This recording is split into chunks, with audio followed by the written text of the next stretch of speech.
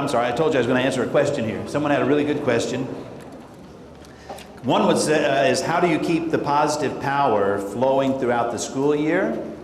And I'm going to tell you, I'll give you some strategies for that. That's coming up really quickly here. But I'll just touch on it very briefly. It is not a one-time thing. That if you make it a one-time thing of, well, let's have a pep rally at the beginning of the year and let's get people to kind of get this idea rolled out, but you don't regularly come back to that either with your students or with each other, this job that we have taken on, all of us, well, I think we work really hard. Don't you all work hard? I mean, I think teachers are some of the hardest working people I've ever run across. That very rarely do you find a teacher who starts the year going, well, I don't think I'm going to work hard this year. Right? You guys decide to work hard in your commitments to kids. So when it gets hard is when you have to have the celebration among the staff that says, here's what we're doing, here's what we've accomplished, here's where we're heading. Let's recognize what we're really good at. I mean, we stopped every now and then and said, could we just stop for a minute and reflect? What have we gotten really good at in regard to our commitments? See, our commitments centered around curriculum, assessment, and instruction. Our commitments centered around beliefs that we had about ourselves and about our ability to do wonderful things for kids. And so periodically throughout the year, we would just stop and we'd say, let's check on these commitments that we made. And let's celebrate the journey that we've been on. Will we get better at it? Sure, because sometimes we ran into bumps. Some of our bumps were that we didn't know how to do some things. But we went ahead and tried. And we celebrated trying, okay? We didn't want to just know this stuff. We wanted to do this stuff. There's a difference between knowing and doing, and the object of this idea is to close that gap all the time. It's one thing to know about differentiating instruction, it's something else to do it. It's one thing to know about formative assessment and engaging kids into the assessment practice, and it's another thing to do it. And so we would stop periodically and celebrate. And I guarantee you, the more you'll do this in your classroom with kids, the more they will get a positive attitude. I was having one teacher during the break tell me what he does with his kids. I'm going, wow, that's pretty amazing. What you do to communicate this positive energy. And he says, you know, and I actually tell the kids that sometimes I'm not normally a positive person. I grew up, my father was a police officer, he says, and my mom was what did you say your mom was? An oncology nurse who dealt with dying people all the time. Criminals and dying people. I have a tendency not to be positive, but you know what? I can choose that attitude, and so I choose that attitude, right, to make that the flavor of my work. And when you choose your attitude, which you know you are the determining factor in how kids view your classrooms, right?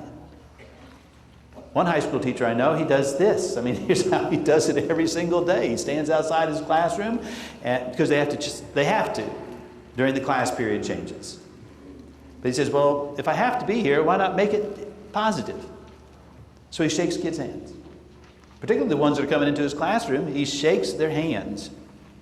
Now, I'm sure nowadays you could get along with a bump, you know, but every kid, good morning, good morning, good morning, so glad to see you, welcome, welcome. This is how. So he and then he does this. He says, Tim, the first time I did that, those kids didn't know what to think. Which is kind of interesting that was new to them, new to kids, to have a teacher shake their hand and welcome them to the classroom. That was a positive experience. But he says, so I had to tell them. I could tell that was uncomfortable for some of you. But I just want you to know that in a polite society, people welcome people to their homes. And I'm going to tell you, as hard as I work, this is like my second home. Truthfully, sometimes my wife thinks it's my first home because I'm here so much. But I love to teach. I mean, I've been teaching for 27 years. I absolutely love to teach. I love to take history and make it come alive. I love to take history and help people understand how it is, how we can apply our lessons of the past to today. I love for people to do a compare. I love to get kids to compare and contrast. I love to help us think about problem solving based on the history that we know and that we have. I love to teach, and I'm good at it. I welcome you to a classroom where you're going to have a teacher that's good at what he does, and we have this opportunity to learn together. That's a positive message. He then puts his kids into a positive frame of mind by having them develop the norms for the class. He doesn't tell them, here are my rules. He does say this, I've been thinking about what I want this classroom to look like this year. I've been thinking about what I want out of myself and what I want out of you. And I've got some ideas in my mind that I'm going to share with you. But first of all, before I share my ideas, I want you to share your ideas. Then he has his kids sitting in small groups, and they process through 3 questions that he's already processed through himself, but they process through 3 questions about what they want the interactions to be, and what do they want the classroom to look like, and what do they want learning to be like in that classroom. And I've given you those in another handout so you can kind of process those later on. But then he has the kids report out into groups, and so they build this norm based on, he just built a collaborative culture in his classroom. He established norms, and he had people make commitments to those things. He doesn't stop there. He periodically brings those back, and he celebrates them. Man, we had a good class today. Look at those norms we had. We followed every single one of them. Yeah. Now, they're the Cougars at that school. They give Cougar growls in that classroom. I have high school teachers that come up to me all the time who say, you know what, I'm so glad to hear you say stuff like this because I've been a bit reserved, and I've always wondered if it's okay to celebrate little things in your classroom like that. Is it okay to growl at kids if that's your mascot? Arr! We had a great day today. Arr! Doesn't that feel good, you know? I don't know. It's the only time you can get away growling at kids, I guess. You know, if you're a high school person. I love that. What would you do? I had one teacher tell me this. When all my kids have their homework done, we just stand up and we do a quick homework dance. That's a positive attitude. I said, what does it look like? I don't know. We just get up there, we do silly moves, and then we sit back down, and we know that we're still back in the game now, right? But you think, elementary schools have this problem. Every now and then I run across a high school and middle school that has this problem where they have we have a pledge of what we're going to be like in the classroom, you know? And they stand up and they go, I pledge, okay, time for the class pledge. All these kids stand up, very monotone, no enthusiasm whatsoever. I pledge to do my very best today, to follow the rules of the classroom, to get my work done. And I go, that's nothing. No one's internalizing that. It's got to grab people in the gut. How do you live positively? You grab people in the gut with your positive spirit. You share your positive spirit with others. When you're excited because something happens, feel the goosebumps and let them out. I mean, how do you do it? This guy does this once a week. The guy I was telling you about, once a week he asks his kids, how did you come to school today? Just curious, how did you come to school today? You know, we've shaken hands and welcome to the classroom, we got our norms, but how did you really come to school today? I'm just curious. And he says, I get all kinds of answers until one kid, I said, got my work done, ready for the test, excited about the dance. I mean, kids are just doing that. And then Jason, everybody has a Jason in your high school, middle school. Jason lives on the edge with you. You love the kid, but sometimes he messes with you, right? So Jason was messing with Hal, and he says, well, Mr. Urban, I came to school today ready to listen to everything you have to say, of course. Wouldn't you love that? Well, as a matter of fact, I understand you're the best social studies teacher in this building, probably this state. So if I listen to you, I'm sure I'll learn everything I need to know about American history. And Hal's quick. I mean, he gets these kids. He doesn't get angry at Jason. He says, that's it. That's the answer I've been looking for. Jason's ready to learn. Could you all just say that? When I ask this class from this point on, when I say, how did you come to school today? Would you just say ready to learn? 25 kids, once a week. How did you come to school today? Ready to learn, Mr. Urban, ready to learn. There's something that happens when people with enthusiasm make positive comments about what they're going to do. Now, I've also seen the opposite of this happen.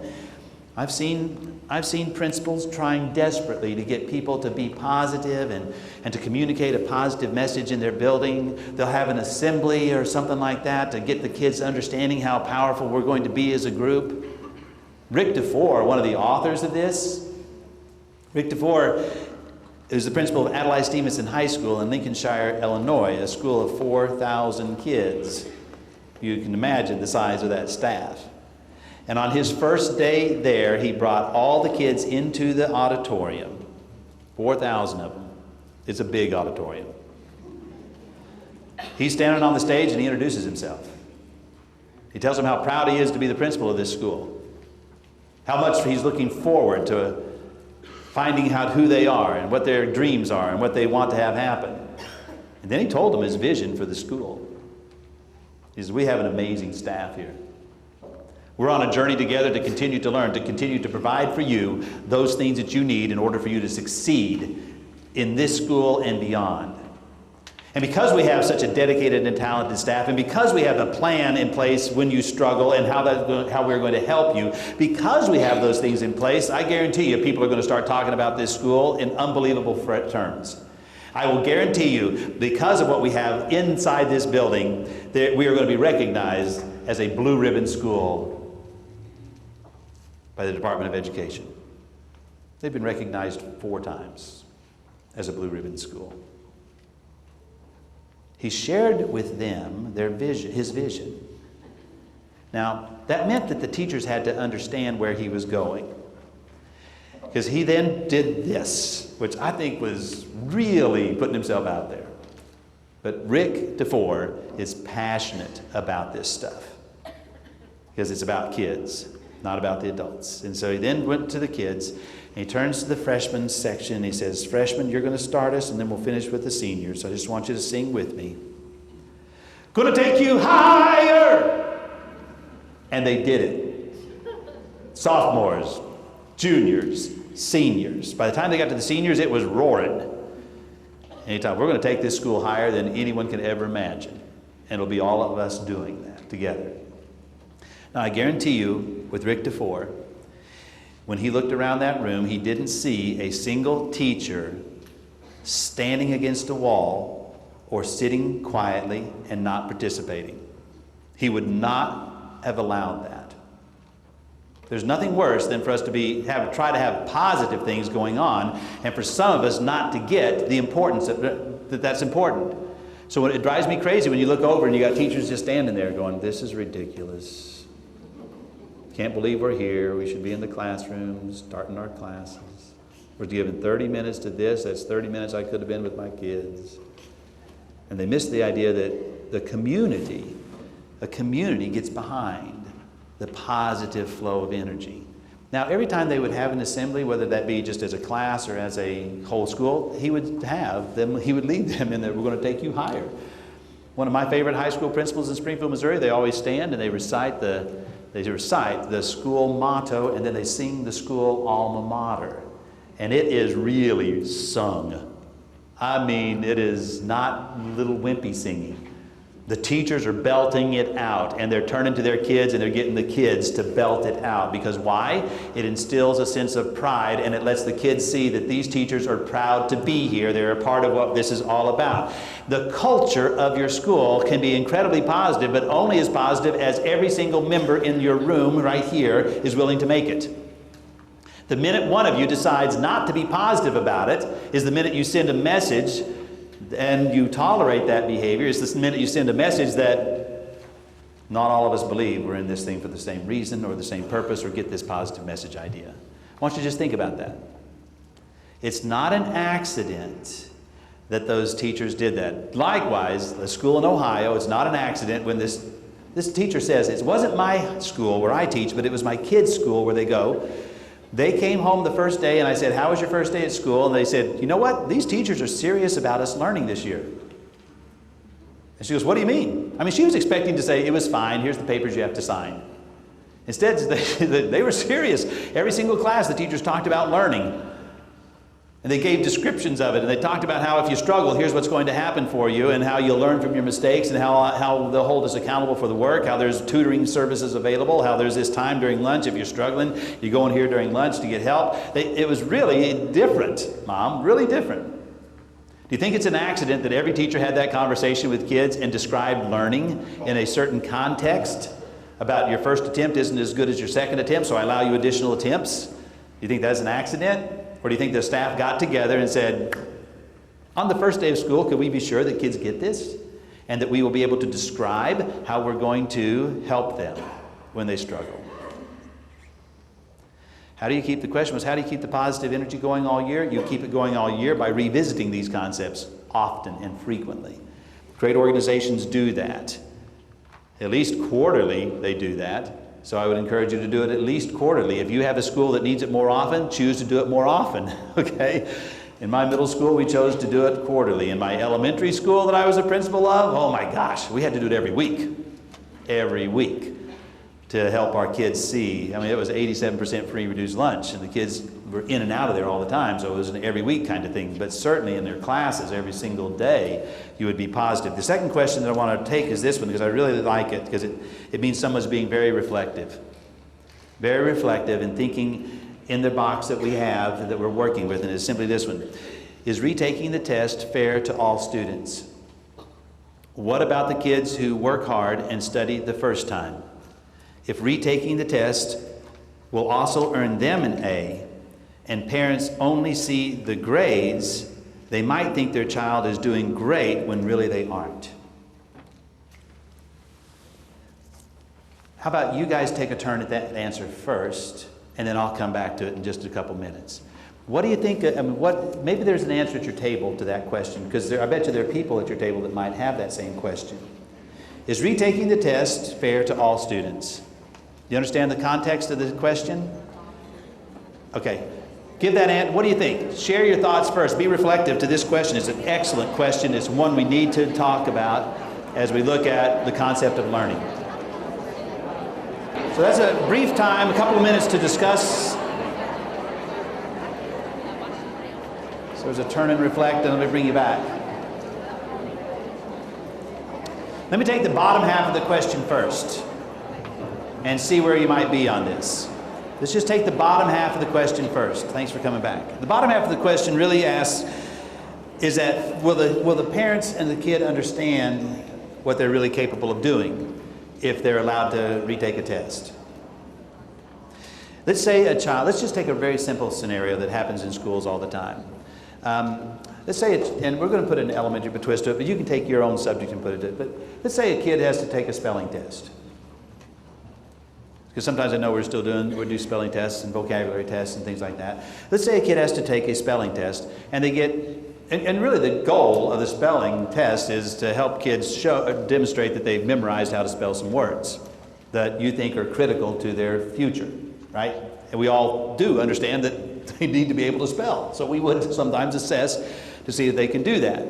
But if a student only got 7 out of 10 words right, that meant there were 3 words they didn't learn how to spell on their own. But let's say they came back and they learned those, and they took that part of the test later on, and now they could spell those 3 words.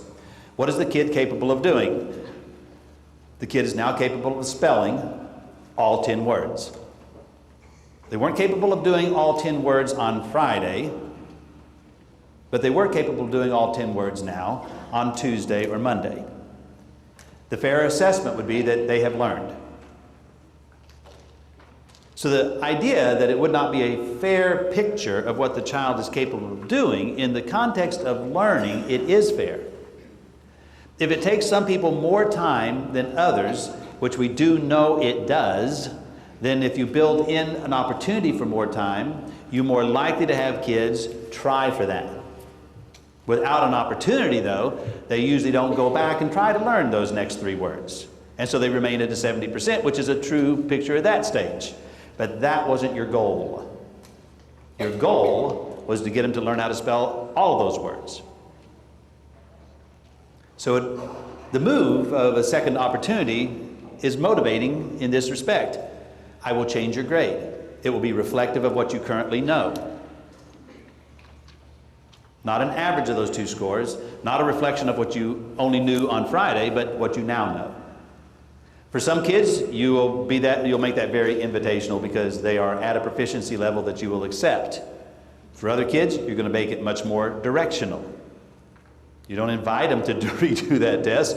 The structure in your class is designed that they have to redo that part of the test because it's essential for them to know it. They didn't know it. You try to help them with that through a structure. Now, is that fair, though, to the kid that gets it the first time? My wife's doctor and I get in, those of you that have heard me before, you know we get into a debate all the time about this. Because the first part of the question is his exact issue. It's not fair for the kid who gets it the first time. Well, if you're going to be about, you got to know it now, this day, and you can't learn it beyond a single test date, then I suppose you're right. But that's not the view I have about learning. Nor do I have that view about the targets and the essential outcomes you said you wanted your kids to get. Okay, so you would reapply the opportunity, or apply the opportunity for kids to learn it. And if you have a lot of kids getting it, that's what you would want to communicate to kids, that we have a lot of kids who get it. My doctor? No. My wife's doctor? No. It's not fair. You won't be able to sort and select. You won't be able to tell who the top kids are in your school. You have to determine what kind of school you're saying you want to have. See, I think that if you have a lot of kids learning, that would be the goal. There would be no question that you'd be able to explain that to a parent. You'd be able to explain that to each other. And you'd be able to say, and your daughter who makes the A-, they actually have the same opportunity to get an A if she would like to relearn the material that she missed. She has the same advantage. And if your daughter ever struggles with that and doesn't do well on a test, she has the same opportunity, because in this school what we've embraced is a focus on learning rather than just teaching and measuring. So we use assessment to actually nurture achievement, not just measure achievement. And when Rob says to me that doesn't seem right and so forth, I say, you know what, Rob, did you get into medical school on your first attempt? I was just fishing. He says, no, it took me 2 attempts. Does that make you less of a doctor? Please tell me no, because you treat my wife, but does that make you less of a doctor? No, he's a great doctor. Kids become great at learning if we give them the opportunities to continue to learn beyond a single test date. So the answer to this question to me would be, it's fair to kids if you really embrace learning on a continuum, not at given points in time.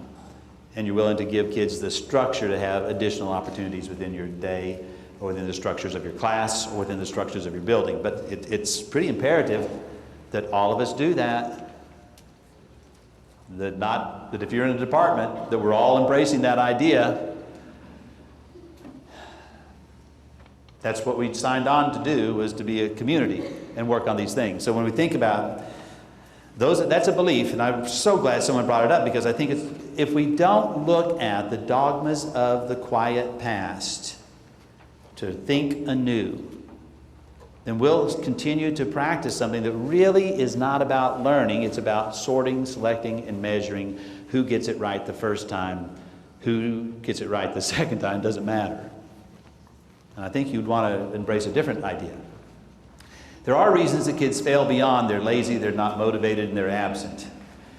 I think they can be found in some of our practices, curriculum practices, assessment practices, instructional practices, and sometimes our beliefs. So here's what I'd like you to do. I'd like you to find page 2 in your other set of handouts. Page 2 in your other set of handouts. I'll give you a moment to find it.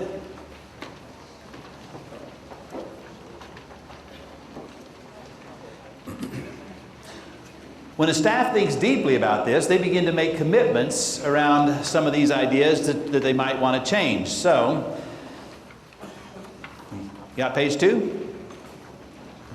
Please tell me it's page 2. Is it? Yeah.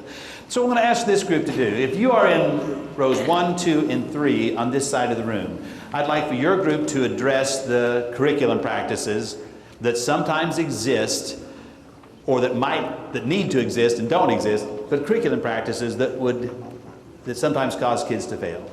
All right? These exist in our school, and they're causing kids to fail. If you are in this back half of this section, I'd like for your table to write down some of the assessment practices that are causing kids to fail in some of our classrooms and some of our schools. Assessment practices. If you're on this side of the room and you've got rows 1, 2, and 3, you guys are taking on instructional practices.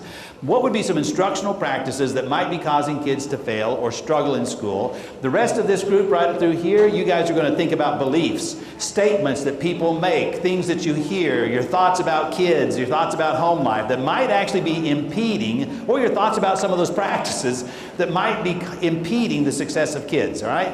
Brainstorm them, write them down. We're going to let you share out with the rest of some other people in the room a little bit later on, so you all need an accountability to that. Select a recorder, brainstorm. You got about 3 minutes on your particular topic.